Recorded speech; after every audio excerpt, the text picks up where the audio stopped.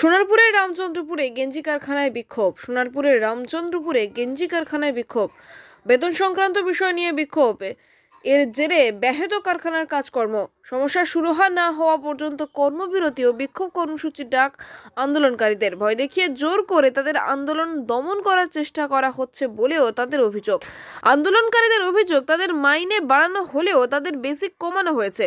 Basic কমে গেলে সব দিক থেকেই তাদের আর্থিক ক্ষতির মুখে পড়তে হবে। এছাড়া কারখানা কর্তৃপক্ষ জানিয়েছেন তাদের পিপিএফ এর টাকা হাতে দেওয়া হবে। এই সব ঘটনার প্রতিবাদ জানিয়েছেন তারা।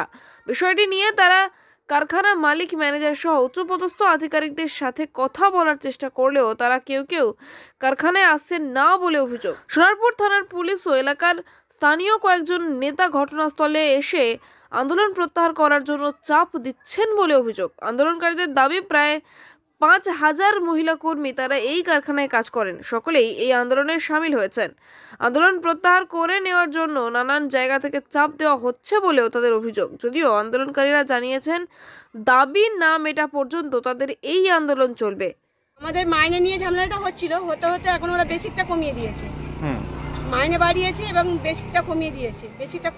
2024-এ বেসিক আমাদের দিত 6,638 টাকা, আর 2025-এ দিচ্ছে আমাদের 3,338 টাকা মনে হয়। এর জন্য আমাদের আন্দোলন, আমাদের বেসিকটা ঠিক রাখবে, এটাই আমরা চাই। আমাদের মাইনেটা আমাদের কি হলো আমার নিয়ে সমস্যা না, আমাদের বেসিকটা ঠিক রাখতে হবে। বেসিকটা যদি কমে যায় তাহলে আমাদের সব দিক থেকে কমে যাবে।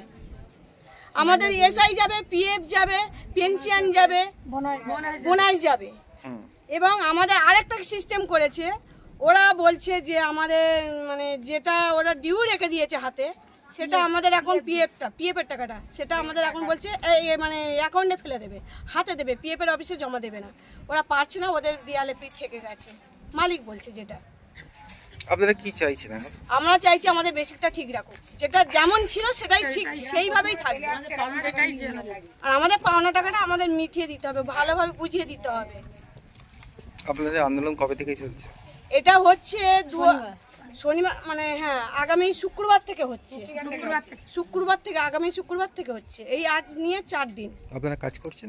না, আমরা কাজ করছি না, আমরা ভিতরে বসে আছি। মালিক তো আসছে না। মেয়েরা সারা রাত জেগে বসছিল, কোম্পানির ভিতরে পুলিশ এসেছিল, কালকে রাত্রে পুলিশ এসেছিল এবং পার্টির লোকেরাও এসেছিল। এখানে সামনেই বসেছিলাম, বসে থাকার একটা আওয়াজ হলো। হওয়া মাত্র স্কুলের স্যার মিস যারা আছে তারা জলদি এসে করে আওয়াজ বের করলো। পুলিশগুলো বাইরে বসেছিল, ওরা সেই মুহূর্তে উঠে গেল। উঠে যাওয়ার পরে মেয়েটাকে নামিয়ে আনলো। আর আমাদের সামনেই যে গার্জেন পক্ষ বসেছিলেন উনাই সব গেলেন, মনে হচ্ছে আমার মেয়ে বলে দৌড়ে যাওয়ার পরে উনারই মেয়ে। তারপরে ওনাকে ভেতরে ঢুকিয়ে নেওয়া হয়, আর কাউকে ঢুকতে দেওয়া হয়নি। উনি এবার সেইটাকে নিয়ে ওরা এখানে কোন হসপিটালে নিয়ে গেছিল, পাশাপাশি হয়তো কোনো জানতে পারছেন কি হয়েছিল ভেতরে? হয়েছিল তারপরে শুনলাম পাকা ভেঙে পড়েছে, একটা আওয়াজ পেয়েছি। কি হয়েছে আমরা তো ভেতরে ঢুকিনি, যেটা জানতে পারছেন সেটা ভেঙে একটা আওয়াজ পেয়েছি, পরে শুনলাম ওটা পাকা ভেঙে পড়েছে। আমরা তো প্রথমে মনে করছিলাম হয়তো মেয়েটা কোনো রকম, ওনার মা এসে বললেন যে এরকম পাকা ভেঙে পড়ছে, মাথা ফেটে গেছে, হাতে চোট লেগেছে। তারপরে মেয়েটাকে এখানে লোকাল কোনো স্বাস্থ্যকেন্দ্র থেকে ঘুরিয়ে আনা হলো। তারপর ওনার মাই এসে বললেন যে কাঁদতে যে আমার মেয়েকে জগন্নাথ গুপ্তায় ট্রান্সফার করা হয়েছে। তারপরে কি মেয়েটা পরীক্ষা দিতে আসতে পেরেছে? না, পরীক্ষা তো এখন তো সে নিয়ে গেছে তাকে জগন্নাথ গুপ্তায়।